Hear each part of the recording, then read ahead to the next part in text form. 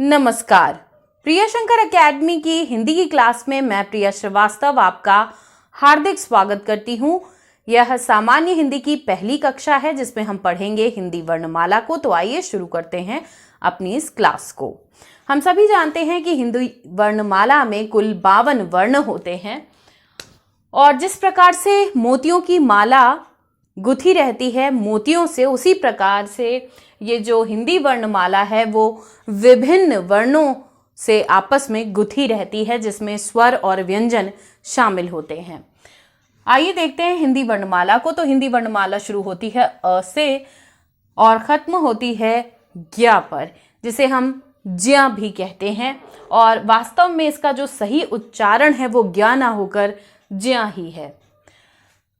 तो हिंदी वर्णमाला शुरू होती है अ से। तो अ, आ, ई, उ, री, ए, ऐ, ओ, औ, अंग, आहा। फिर है क, ख, ग, घ, अंगा, च, छ, ज, झ, इया, ट, ठ, ड, ढ, ण, त, थ, द, ध, न, प, फ, ब, भ, म, य, र, ल, व, श, श, स, ह, छ, त्र, ज्ञ या ज्ञ।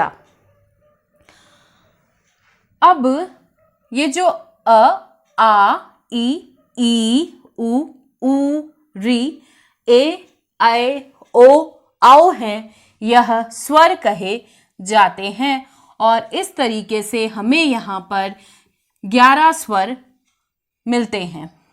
ये देखिए, ये अ 1, आ 2, ई 3, ई 4, उ 5, उ 6, री 7, ए 8, ऐ 9, ओ 10 और औ 11। अब बात आती है कि यह स्वर क्या होते हैं। तो जो स्वर होते हैं वह स्वतंत्र होते हैं। तो ऐसा तो है नहीं कि ये कहीं जंजीरों में बंधे दिख रहे हैं या गुलाम हैं। तो ये स्वतंत्र का अभिप्राय क्या है? तो स्वतंत्र का अभिप्राय यह है कि यह स्वर किसी भी अन्य वर्णों की सहायता से उच्चारित नहीं होते हैं। यह स्वयं में स्वतंत्र होते हैं, अर्थात यह स्वतः उच्चारित किए जाते हैं। या दूसरी परिभाषा में अगर हम कहें तो इन वर्णों को बोलते समय हमें किसी भी प्रकार की बाधा महसूस नहीं होती है। तो जो ऐसे वर्ण हैं उन्हें हम स्वर कहते हैं। तो देखिए, स्वर स्वतंत्र होते हैं, अर्थात यह स्वतः उच्चारित होते हैं। इनका उच्चारण करने के लिए किसी अन्य वर्ण की सहायता नहीं लेनी पड़ती है। हिंदी में 11 स्वर हैं और ये 11 स्वर मैंने आपको अभी बता दिए हैं। संस्कृत में 14 स्वर माने गए हैं और ये हैं री, री और री। तो जब आप ऋट लकार पढ़ते हैं संस्कृत में तो आप वहां पर यही री देखते हैं। तो संस्कृत में कुल 14 स्वर माने गए हैं। अब बात करते हैं मूल स्वरों की। तो मूल स्वर क्या होते हैं? तो यह एक तरीके से अपने आप में बिल्कुल प्रारंभिक स्वर हैं। ये जड़ स्वर हैं, मतलब ये खुद में ही निकले हैं। तो ये हैं अ, ई, उ और री। अब बात आती है दीर्घ स्वरों की। तो दीर्घ स्वर क्या होते हैं? यह मूल स्वरों से उत्पन्न होते हैं या फिर यह मूल स्वरों से ही बनते हैं और ये होते हैं आ, ई, उ, ए, ऐ, ओ और औ। इनकी संख्या 7 है और मूल स्वरों की संख्या जैसा कि आप देख रहे हैं 4 है। फिर बात आती है संयुक्त स्वर। ये क्या होते हैं? तो संयुक्त माने होता है जुड़ना। तो ये जो स्वर हैं वो 2 स्वरों के मेल से बनते हैं या 2 स्वरों से जुड़कर बनते हैं या 2 स्वरों का योग होते हैं। ये कौन कौन से इसमें स्वर जुड़े होते हैं? तो अ और ई से बनता है ए, अ और ए से बनता है अए, अ और ऊ से बनता है ओ, और अ और ओ से बनता है औ। अब हम आगे बढ़ते हैं तो आगे हमें मिलता है अंग आहा। तो कई बार हम जब बचपन में वर्णमाला पढ़ते थे तो हम इसी के साथ पढ़ते थे हमेशा से कि अ आ इ ई उ ऊ री ए ऐ ओ औ अंग आहा।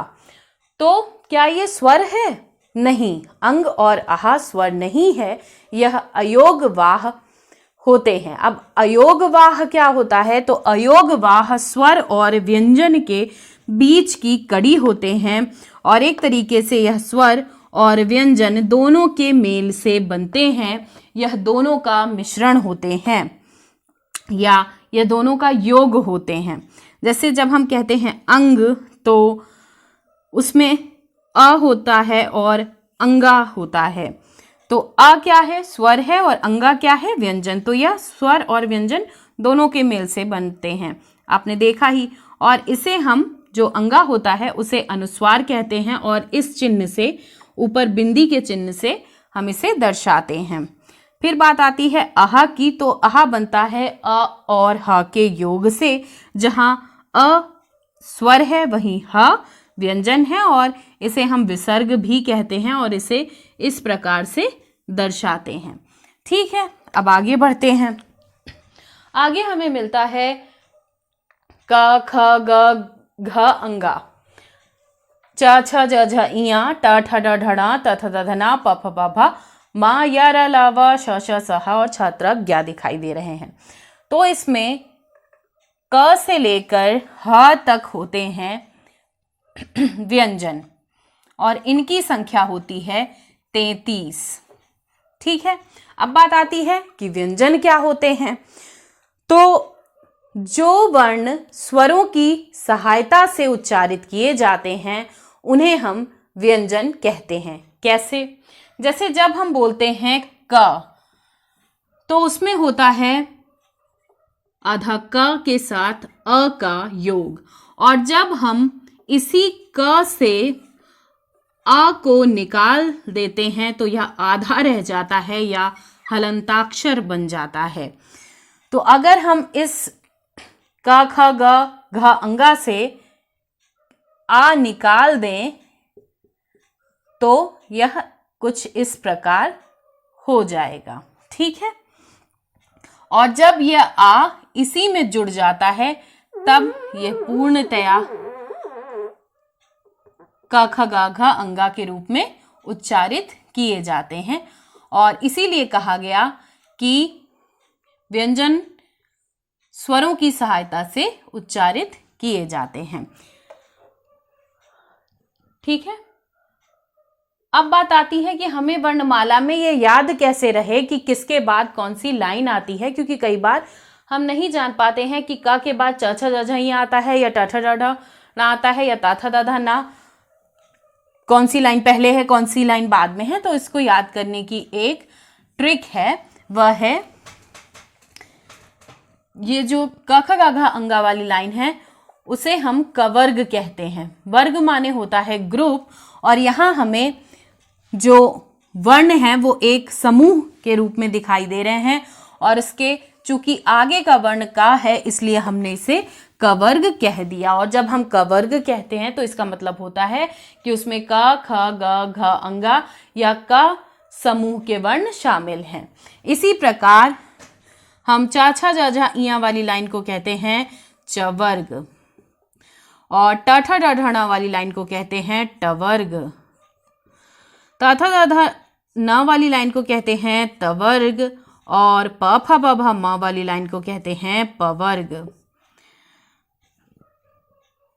अब फिर वही बात आती है कि अगर हमें ये भी ना याद रहे तब क्या करें।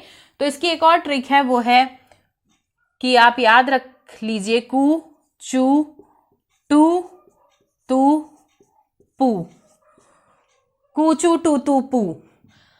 जब आप उच्चारण स्थान पढ़ेंगे तो यह कु चू टू तू पू आपको विशेष योगदान देंगे, क्योंकि उच्चारण स्थान को समझते वक्त हम जिन सूत्रों को बताएंगे उसमें इनकी विशेष भूमिका होगी, तो इन्हें अच्छे से याद कर लीजिएगा। इससे आसान फॉर्मूला अब कोई नहीं है, ठीक है। तो क से लेकर ह तक कुल 33 व्यंजन माने गए हैं, ठीक है। अब इधर हम देख लेते हैं, तो व्यंजन क्या होते हैं हमने अभी बताया कि स्वरों की सहायता से यह उच्चारित किए जाते हैं और क से ह तक कुल 33 व्यंजन हैं। अब देखते हैं स्पर्श व्यंजन क्या होता है।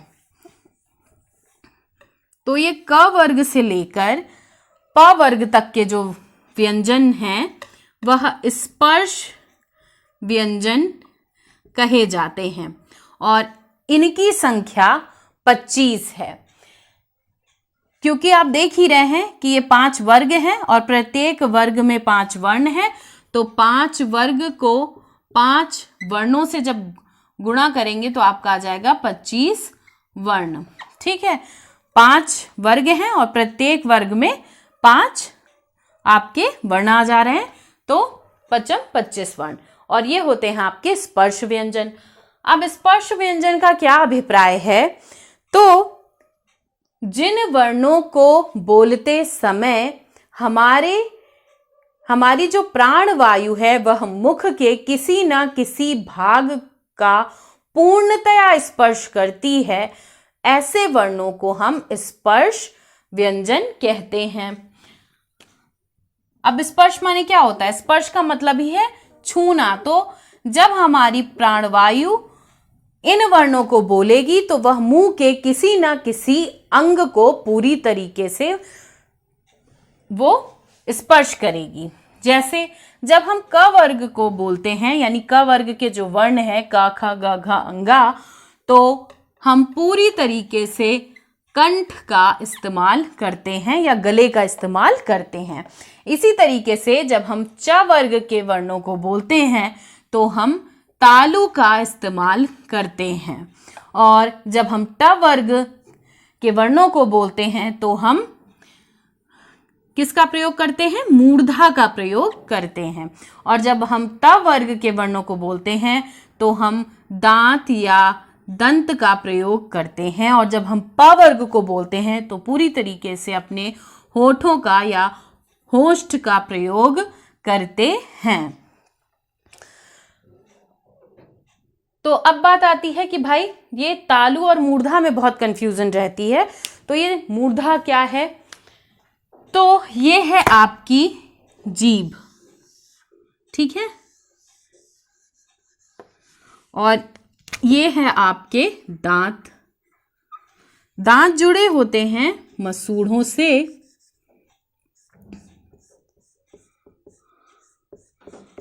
और मसूड़ों के ये जो जस्ट ऊपर वाला भाग है वो कहलाता है मूर्धा, और जबान के या जीभ के मध्य का जो भाग है उसके जस्ट ऊपर वाला हिस्सा कहलाता है आपका तालु,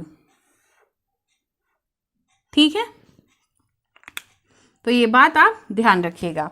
जैसे ये है आपके दांत और फिर आपका ये मसूड़ा, और अगर हम इस अंगूठे को मसूड़े के बाद वाले हिस्से को महसूस करें, मसूड़े के जस्ट ऊपर का जो हिस्सा है ये आपका है मूर्धा, और ये है आपकी जबान, इसके बीच का भाग जो ऊपर की ओर है ये है आपका तालु, ठीक है। तो अब आपको समझ में आ गया कि मूर्धा और तालु किसे कहते हैं और अंतर क्या है। बाकी कंठ तो आप जानते ही हैं, होष्ठ भी जानते हैं, और आप दांत भी भली प्रकार से जानते हैं।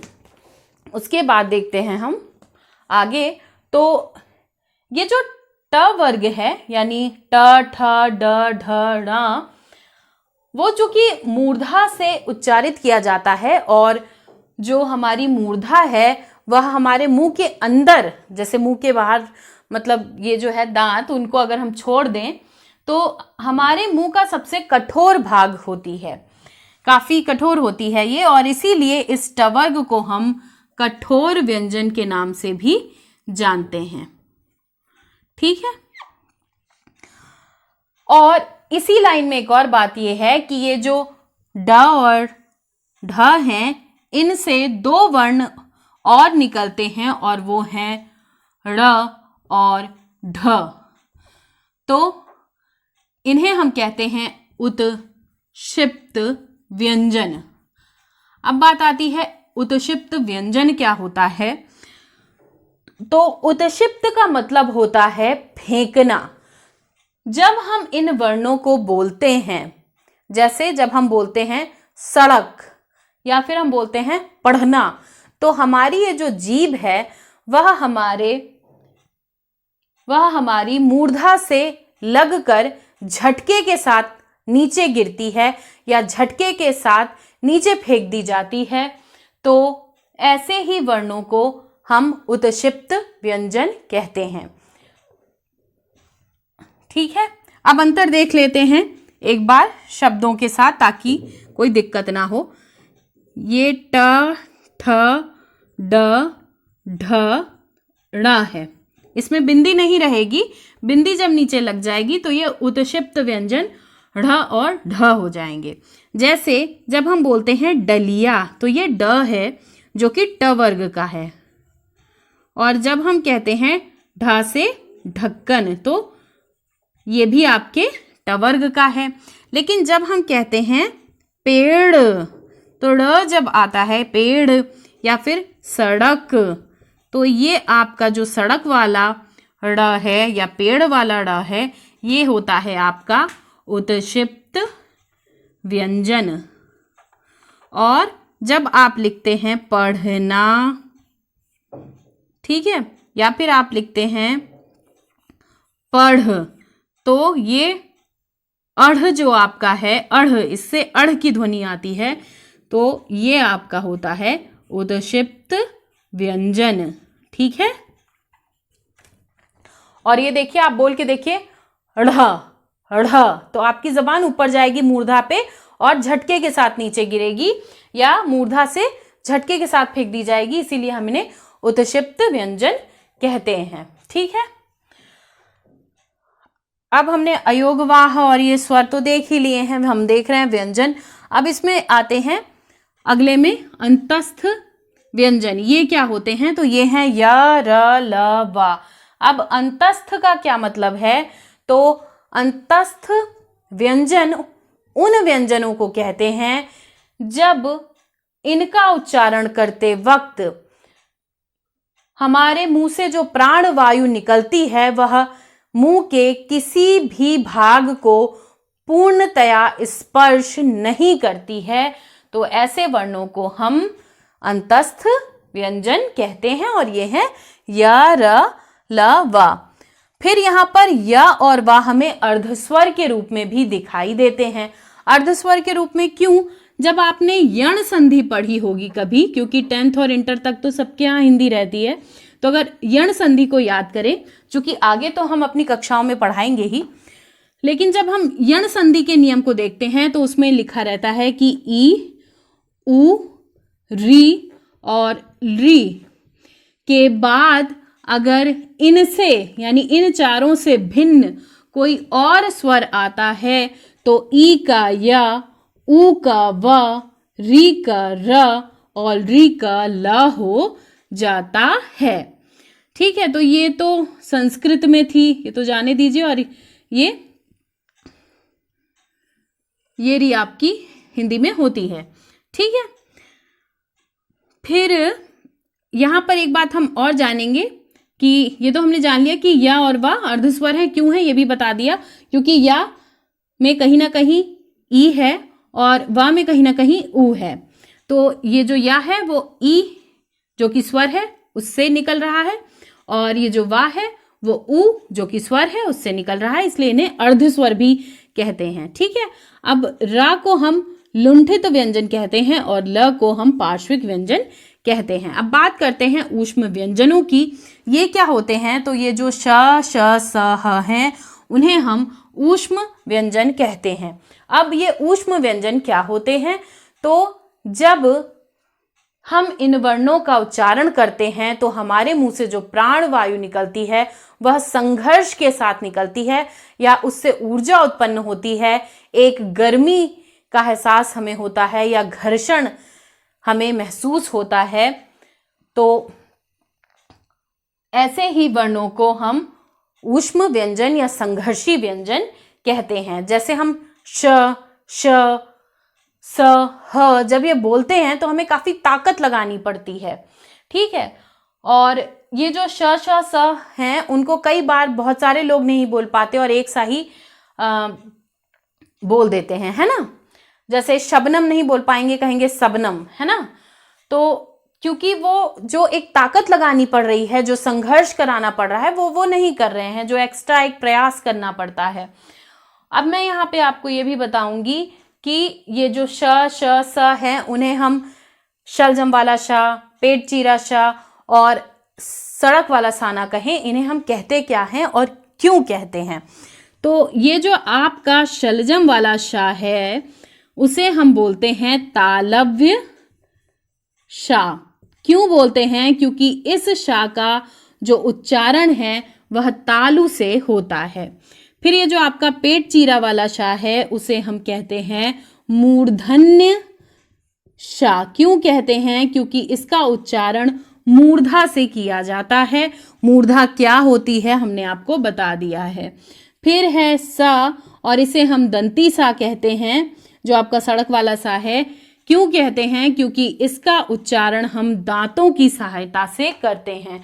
तो जब आप भी कभी छोटे रहे होंगे तो अगर आपको याद हो कि आपके दूध के दांत जब टूट जाते थे तो आपके रिश्तेदार जो होते थे वो कहते थे सा बोल के दिखाओ। तो जो आपका सड़क वाला सा है, जब आप उसको बोलते थे तो आप ठीक से नहीं बोल पाते थे और आप जो है स बोल देते थे।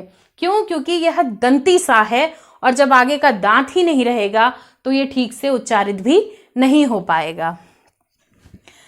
तो ये आपके व्यंजन मैंने बता दिए। अब बात आती है क्षत्रज्ञ की। तो यह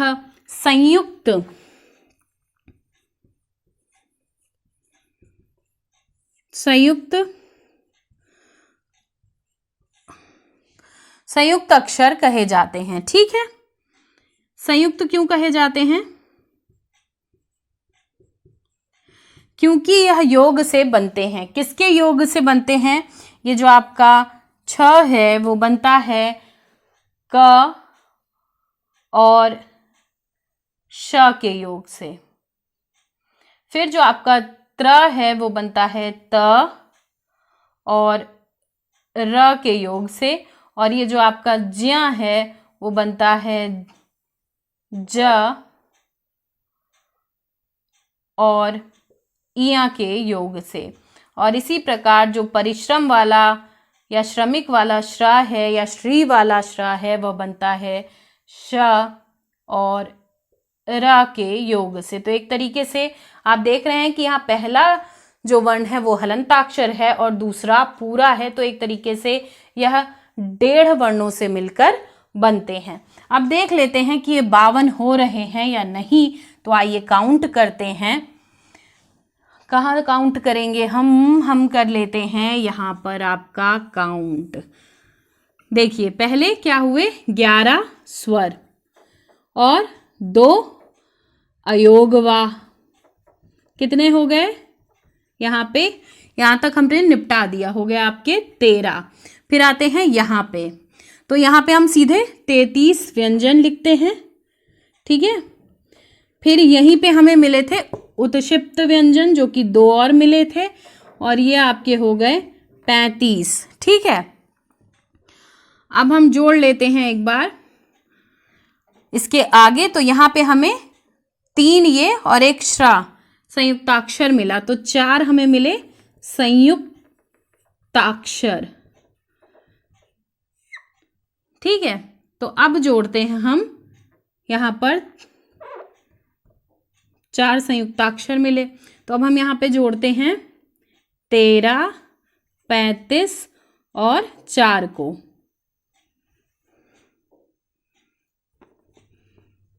13, 35 और 4 को।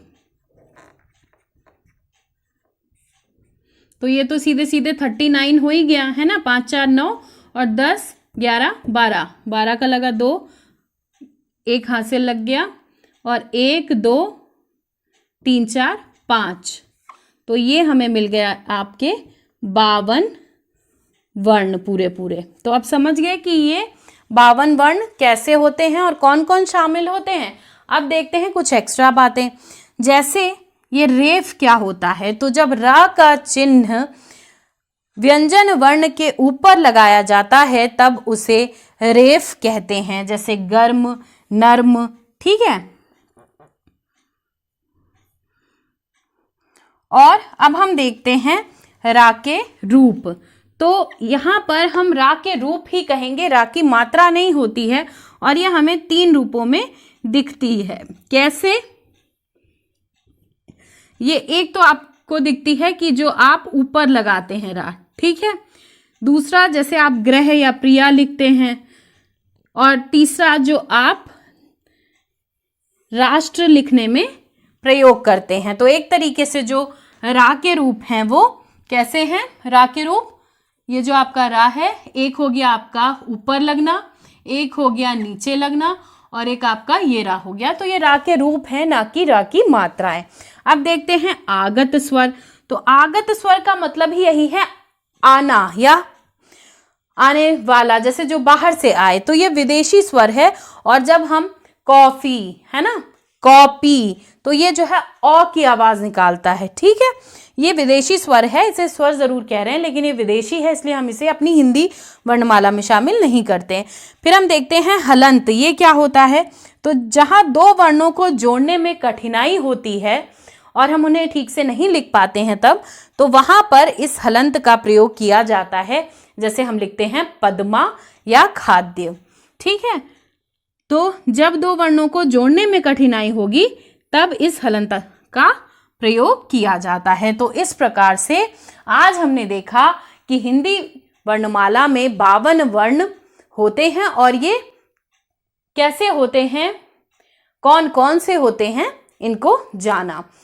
कल हम पढ़ेंगे हिंदी वर्णमाला को ही, लेकिन हम जानेंगे स्वरों के प्रकार, जैसे मात्रा के आधार पर, मुंह की आकृति के आधार पर, उच्चारण स्थान के आधार पर। तो कई प्रकार से कल हम स्वरों को देखेंगे और फिर हम व्यंजनों के प्रकारों को भी देखेंगे। तो क्लास को ज्वाइन करने के लिए धन्यवाद। नमस्कार।